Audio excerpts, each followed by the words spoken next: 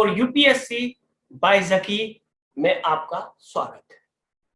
आज हम जिस पे चर्चा करने जा रहे हैं वो है 30 मीटर टेलीस्कोप प्रोजेक्ट और भारतीय खगोल। अर्थात हम देखेंगे इसमें कि 30 मीटर टेलीस्कोप प्रोजेक्ट है क्या, इसमें भारत का क्या योगदान है, इसमें कौन कौन से देश शामिल है, तो इन सब पे चर्चा करते हैं। तो चलिए देखते हैं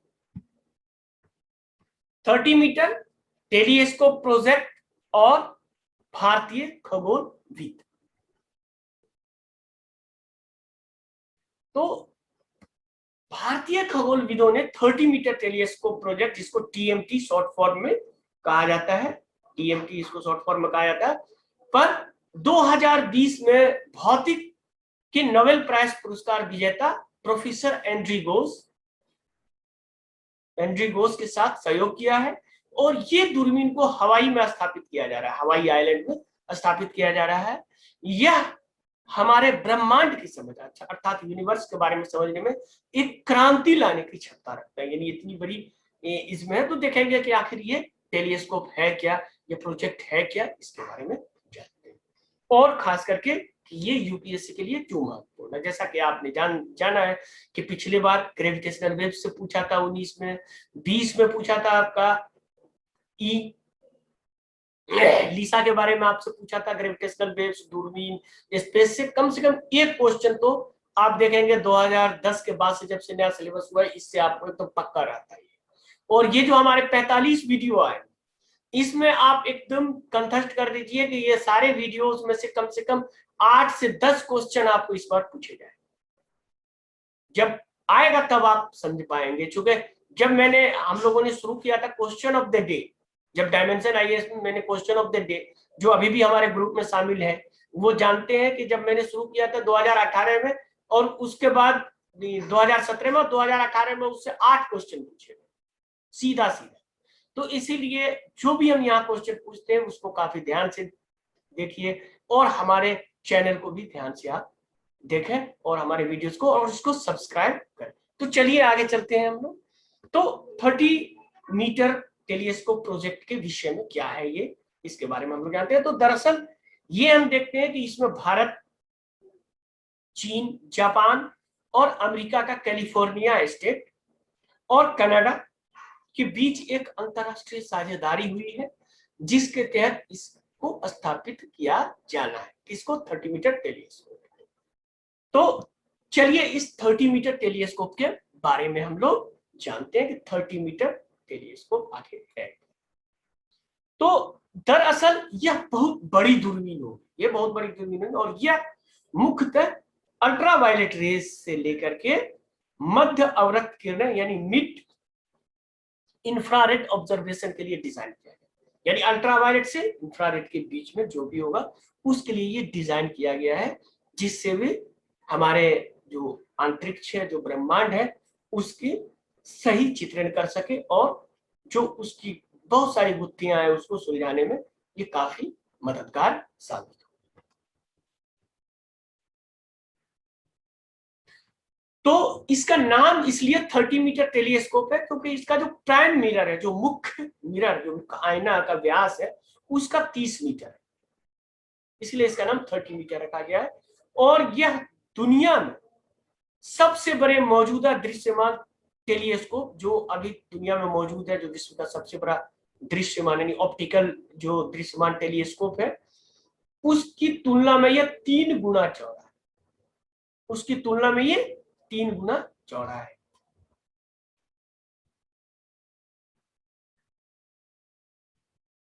तो यह टेलीस्कोप में शामिल किए जाने वाले जो 3 प्रमुख उपकरण है, ये भी हमेशा याद रखें, इस तरह के क्वेश्चन अक्सर यूज।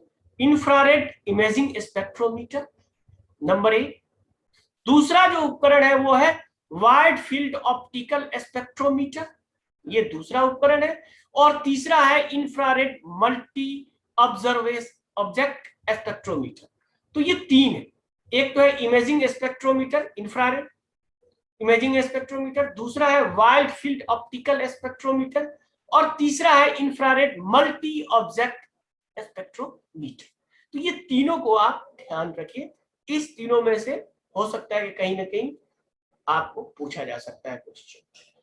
उसी तरह से अब देखें कि ये जो हवाई में प्रयोग किए जाने वाला था, तो वहां के जो इंडिजीनियस पीपुल है, जो वहां के स्वदेशी लोग हैं, वो इसका विरोध कर रहे थे। तो इसको लेकर के भारत ने एक प्रस्ताव दिया था नाम बदलने का, कि इस जो स्थान है ये हवाई से बदल के कहीं और कर दिया जाए ताकि इन लोगों को कोई प्रॉब्लम ना हो। तो भारत का एक प्रस्ताव था जो आखिरकार नहीं माना गया, फाइनली वो हवाई में ही होगा।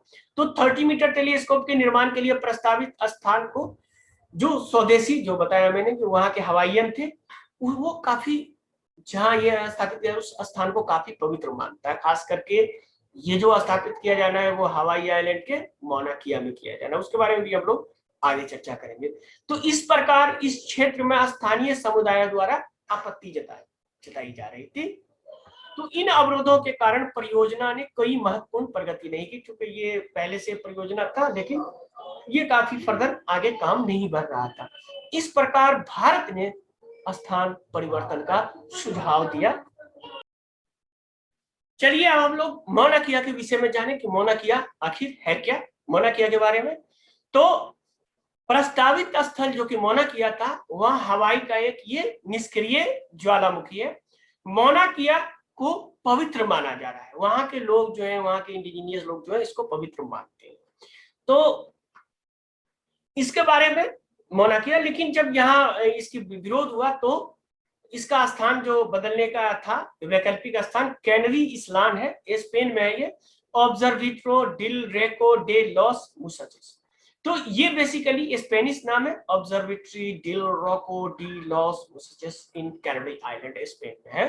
तो इस पे प्रस्ताव करने का था, जिसमें भारत ने भी प्रस्ताव दिया था, लेकिन ये फिर फाइनली हवाई में ही इसको मौना किया में ही स्थापित किया जाना है। तो मौना किया में क्यों स्थापित किया जाना है, ये सबसे महत्वपूर्ण है। तो चलिए, तो मौना किया को इसलिए चुना गया क्योंकि ये सर्वोत्तम इमेजिंग और स्थिर मौसम प्रदान करता है। यहाँ का मौसम लगभग स्थिर है और यहाँ सर्वोत्तम इमेजिंग आपको होता है। इसके अलावा यहाँ यानी टेलीस्कोप स्थापित करने के लिए जो आवश्यक बुनियादी ढांचाएं हैं यहाँ मौजूद है, क्योंकि यहाँ पहले से कई टेलीस्कोप स्थापित किए गए हैं अमेरिका द्वारा। सो इसीलिए मौना किया काफी महत्वपूर्ण है। इसके अतिरिक्त मौना किया और इसलिए भी महत्वपूर्ण है क्योंकि अगर हम देखें तो धरती का टॉप टू बॉटम अगर आप देखें कि जो अगर कोई पहाड़ है उसका बेस, तो ये धरती का सबसे ऊंचा पर्वत से। भले आपको आश्चर्य होगा, आप कह सकते हैं कि माउंट एवरेस्ट सबसे ऊंचा है, लेकिन माउंट एवरेस्ट क्यों ऊंचा है? माउंट एवरेस्ट जो है वो सी लेवल से ऊंचा है। आप इस तरह से देखें, इसको इस तरह से समझें कि जो हमारा माउंट एवरेस्ट है और ये सी लेवल, तो हमारा माउंट एवरेस्ट सी लेवल से है 8,848 या 50 आप कह सकते हैं, इसमें कंफ्यूजन है क्योंकि बहुत सारे अभी तक डिसाइड नहीं किए, लेकिन चाइना ने जो अभी हाल में रिपोर्ट किया है वो 50 के आसपास है, 8,850। तो ये सी लेवल से नापा जाता है, तो सी लेवल से इसकी ऊंचाई है। लेकिन आप जानते हैं कि जब माउंट एवरेस्ट से तो इस तरह से तो खड़ा नहीं है। माउंट एवरेस्ट यहाँ है नेपाल में, तो समुद्र आपका यहाँ है बंगाल में। तो अगर यहाँ सी लेवल है तो आप यहां से नापते हैं, इसका मतलब यहां से सी लेवल से, तो इसका मतलब है कि ये तो मैदान है, ये तो पहाड़ है नहीं। तो अगर आप पहाड़ के बेस से नापेंगे, माउंट एवरेस्ट के पहाड़ से बेस से, तो ये तकरीबन 4,000 होगा। तो इसका मतलब है अगर बेस से नापे तो काफी उतना बड़ा नहीं है। लेकिन अगर हम मौना किया को नापते हैं जो हवाई आइलैंड में मौजूद है, उसको अगर हम नापेंगे उसके बेस से नापते हैं, तो ये आपका हो जाता है 10,600 मीटर, यानी 10 किलोमीटर आपका बेस। लेकिन इसका है क्या कि ये आपका 6,000 मीटर जो समुद्र के नीचे है, तो ऊपर से 4,000 बचा। तो सी लेवल से अगर नापेंगे तो ये छोटा है, लेकिन अगर बेस से नापे, सपोज करें कि अगर पानी वो ही ना, जिस तरह से मंगल का जो माउंट एवरेस्ट से 3 गुना ऊंचा पहाड़ है नेक्स्ट ओलंपिया, तो उस तरह से अगर हम देखें, या ओलंपस माउंटेन जिसको बोलते हैं, तो उस तरह से अगर पृथ्वी पर भी कोई सागर ना हो तो ये पृथ्वी का सबसे ऊंचा पहाड़ हो जाएगा मौना किया। तो मौना किया बहुत मायने में बहुत ही महत्वपूर्ण है, तो ये हमेशा आप ध्यान में रखिए। इस तरह के आपको कहीं एक जगह कंपाइल नहीं मिल पाएगा। तो इसीलिए हमारे चैनल को आप सब्सक्राइब करें और अपने दोस्तों को भी बताएं इस इनिशिएटिव के बारे में कि जो मैं अंग्रेजी में देता हूं सेम टू सेम आपको हिंदी में वैसा ही मटेरियल होगा, उसमें कोई कमी नहीं आएगी। तो चलिए, तो ये हम लोगों ने जाना कि यही वजह है कि इसको मोनाकिया में स्थापित किया गया है, इस टेलीस्कोप। 30 मीटर टेलीस्कोप प्रोजेक्ट में भारत की भूमिका क्या है? जैसे कि मैंने शुरू में कहा भारतीय खगोलविद, तो भारत इसमें क्या कर रहा है, भारत का क्या योगदान है? तो भारत इसमें 200 मिलियन अमेरिकी डॉलर की पेशकश की है कि भारत इसमें देगा, और ये जो है प्रस्तावित लागत उसका 1/10 हिस्सा है, 10वां हिस्सा है। तो भारत परियोजना के लिए आवश्यक इसके अतिरिक्त क्या करेगा, 492 पॉलिश्ड दर्पण यानी पॉलिश्ड मिरर जो होगा इस परियोजना में, 492 मिरर लगेगा, उसमें से 83 इंडिया थे, ठीक है। उसी तरह से भारत 2020 तक उपलब्ध, जो 2020 में इससे उपलब्ध है, तो ये टोटल आप देखेंगे कि 10% स्लॉट प्राप्त करेगा, यानी जो उस ऑब्जर्वेशन में होगा उसमें इंडिया का 10% हिस्सा होगा। और ये 10% हिस्सा ही क्यों होगा, क्योंकि इंडिया ने जो पैसा दिया वो 1/10 दिया है। तो एक सदस्य को मिलने वाले समय को देखने का योगदान, यानी कि वो 10% उस समय का यूज करेंगे, उस टेलीस्कोप का यूज करेंगे। तो ये स्लॉट उस तरह से उपलब्ध किया जाता है कि जैसे आपने अगर 40% उसमें योगदान दिया तो आपको 40% स्लॉट मिलेगा। तो इस तरह से विभिन्न देशों की इसमें स्लॉट दिया गया, और ये हमारे भारत की इसमें इस तरह से। चलिए अब आगे बढ़ते हैं हम लोग, और अब जो है यूपीएससी के लिए प्रश्न, तो वो हम लोग देखें यूपीएससी के लिए प्रश्न क्या है। तो निम्नलिखित पर विचार करें, यानी ये जो मैं बता रहा हूं इस पर विचार करें। Number 1, infrared imaging spectrometer. Number 2, wide field x-ray spectrometer. Number 3, infrared multi object spectrometer. Number 4, wide field optical spectrometer. Number 5, radio तरंग यानी radio waves imaging spectrometer. Radio तरंग इमेजिंग स्पेक्ट्रोमीटर, इसको आप रेडियो वेव्स भी लिख सकते हैं, वेव्स भी लिख सकते हैं, तो रेडियो वेव्स इमेजिंग स्पेक्ट्रोमीटर। उपरोक्त कथनों में से, उपरोक्त में से जो उपरोक्त वर्णन किया गया है उसमें से तीन प्रमुख उपकरण जो 30 मीटर टेलीस्कोप में सम्मिलित है वो कौन सा है? उपरोक्त में से कौन से तीन प्रमुख उपकरण 30 मीटर टेलीस्कोप में सम्मिलित है? नंबर 1, 2 और 3। नंबर बी 1, 3 और 4।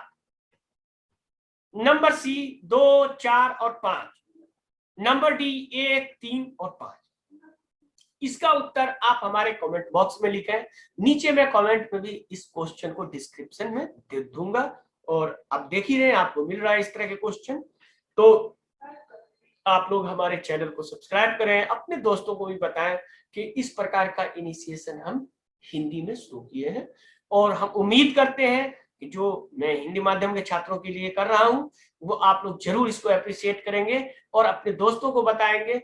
वरना आप जानते हैं कि किस तरह से इस पेंडेमिक के दौर में आपको इतना अच्छा कोचिंग कहीं नहीं मिलने वाला है। ज्यादातर अगर आप पेंडेमिक खुल भी जाता है तो आप ठगों के चक्कर में पड़ जाते हैं, और फाइनली यही होता है कि आप पीटी ही नहीं निकाल पाते हैं। तो आप मेंस क्या करें, पहले पीटी के लिए अच्छी तैयारी करें, और पीटी की तैयारी के दौरान ही आपका मेंस का तैयारी, क्योंकि आप मेंस में काफी लंबा डिस्क्रिप्शन नहीं होता, उसमें आपका सिर्फ और सिर्फ आपके व्यू जानना चाहता है कि आपके व्यू कैसे, आपके विचार कैसे। तो चलिए मेंस पे भी हम अगले वीडियो में लेक्चर, जब ये हमारा सीरीज समाप्त होगा तो अगला वीडियो मेंस के लिए मैं बनाऊंगा, तो आप लोग जरूर इसमें शामिल हो और अपने दोस्तों को भी बताएं। तो चलिए हमारा अगला सेक्शन है पिछले प्रश्न का उत्तर, जो पिछले वीडियो में मैंने आपसे प्रश्न पूछा था उसका उत्तर। तो निम्नलिखित कथनों पे विचार कीजिए। नंबर 1, टेक्टोनिक प्लेटें पृथ्वी की सतह को बनाती हैं और वे लगातार गति में होती है। ये बिल्कुल सही है। हमारा जो अर्थ का सरफेस है वो टेक्टोनिक एक्टिविटीज से बनते हैं और ये हमारे प्लेटें जो है वो लगातार गतिमान है, गतिशील। ठीक। दूसरा जो है वो हिमालय का निर्माण वास्तव में एक जटिल बहुमंचीय प्रक्रिया यानी मल्टी स्टेप्स या मल्टी फ्रंटल था, तो प्रक्रिया थी।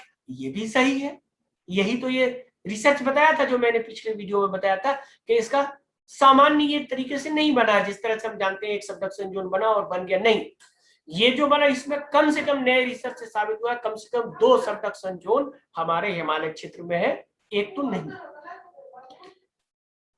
महासागरीय प्लेटें गर्म और सघन होती है, ये गलत है। सघन होती है ये सही है, लेकिन गर्म नहीं होती है, ये ठंडी होती है, ठंडी और सघन होती है। ये थोड़ा सा इस तरह के क्वेश्चन को हमेशा आपको यूपीएससी में ध्यान में रखना होगा कि क्या देखने में तो सही लग रहा है, तो इसमें कुछ ना कुछ, तो इसीलिए हर क्वेश्चन को आप अटेम्प्ट करें तो ध्यान से, क्योंकि नेगेटिव मार्किंग भी है, आप जानते हैं। तो उपरोक्त कथन कथनों में से कौन सा सही है? तो केवल एक, बी में 1 और 2, सी 1 और 3, डी उपरोक्त सभी। तो इसका आंसर होगा 1 और 2, यानी आपका आंसर हो गया इसका बी। ठीक है, बी हो गया आंसर। ये नहीं हुआ, केवल 1 तो नहीं है, उसमें तो ये भी जुड़ा हुआ है, तो 1 और 3 ये भी नहीं है क्योंकि ये गलत है और उपरोक्त सभी होगा ही नहीं, तो इसका आंसर आपका हो गया डी। आंसर आपका इसका हो गया। तो चलिए हम लोग मिलेंगे अगले वीडियो में, और फिर इस हफ्ते का ये लास्ट वीडियो था, अब नेक्स्ट वीक में मिलेंगे। लेकिन तब तक आप इस वीडियो को ज्यादा से ज्यादा फैलाएं, ज्यादा से ज्यादा स्टूडेंट के बीच में फैलाएं, क्योंकि आप जितना ज्यादा फैलाएंगे हमारे सब्सक्राइबर बढ़ेगा, हमें हौसला बढ़ेगा और हम आपके लिए इसी तरह के महत्वपूर्ण वीडियो लाएंगे जिससे आपको पीटी देने के बाद कतई ये पछतावा नहीं होगा कि हम ये पढ़ लेते, इलिसा के बारे में पढ़ लेते, क्रिटिकल टाइगर हैबिटेट के बारे में पढ़ लेते, जो कहीं कोचिंग में नहीं मिला। आप सीधा सामान्य चीज पढ़ते जाते हैं, लेकिन जब साइंस और टेक की बात आती है तो न तो उतना समझ के साथ स्टूडेंट को पढ़ाया जाता है, नहीं समझता। इसीलिए ये हमारा इनिशिएटिव आप लोगों के लिए है, ये आप लोगों को ही समर्पित है। इसीलिए आप लोग हमारे चैनल को ज्यादा से ज्यादा सब्सक्राइब करें। तो चलिए मिलते हैं अगले वीडियो में, तब तक के लिए